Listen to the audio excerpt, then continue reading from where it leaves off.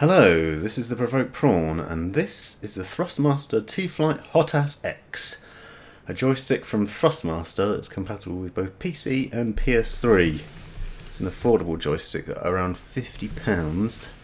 This is a quick unboxing video to show you the contents of the box and give you an initial overview of what the Thrustmaster joystick is like. This styrofoam packaged joystick is fun to unbox, and by fun I mean a little awkward and squeaky. Now I got this joystick because I wanted to try out flying Thermavik 2 in virtual reality on the HTC Vive, so that'll come about at some point. Quite looking forward to doing that, actually, I'll be honest. I'm not a massive flight sim fan, otherwise I would have had these before, and I tried Thermavik 2 on a keyboard and mouse and it was very difficult, so I got hold of this joystick just to test it out. Now it's split into two parts, and you got the joystick on one side and what I assume are the thrust controls and such on the left. Initial thoughts when you get out of the box is, as you can see from the video actually, it looks very plasticky, and it is very plastic. There's a lot of buttons, a mass of buttons, but on both sides, so that's obviously going to give a lot of flexibility. And interestingly, you've got a long cable that joins the two together, or you can connect them, so they latch on like this. Now, being a man, I didn't read the instructions or look at it before I started putting it together.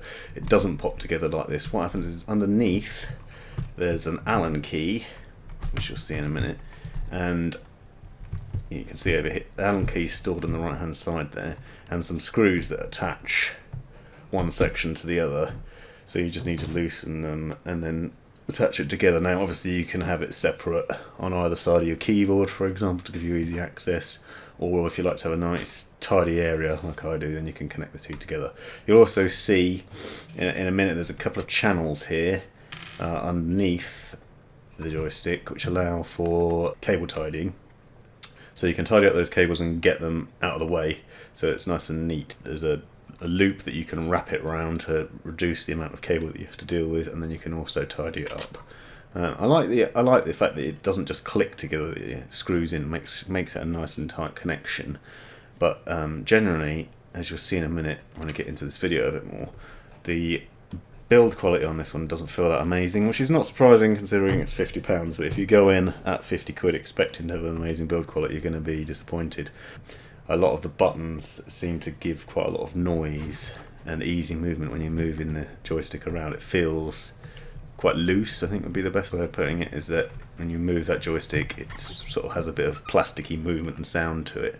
Now you can see the channel that I was talking about here.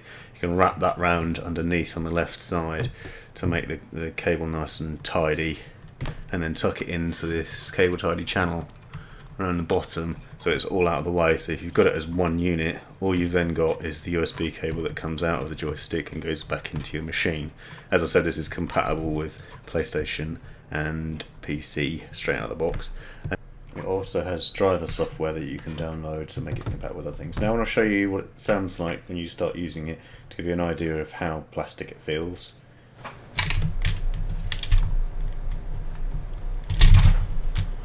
You hear the movement noises there and the sound of the buttons. It gives you an idea of the build quality. And that's about it for this unboxing. If you liked, please like, subscribe and come back for more in future.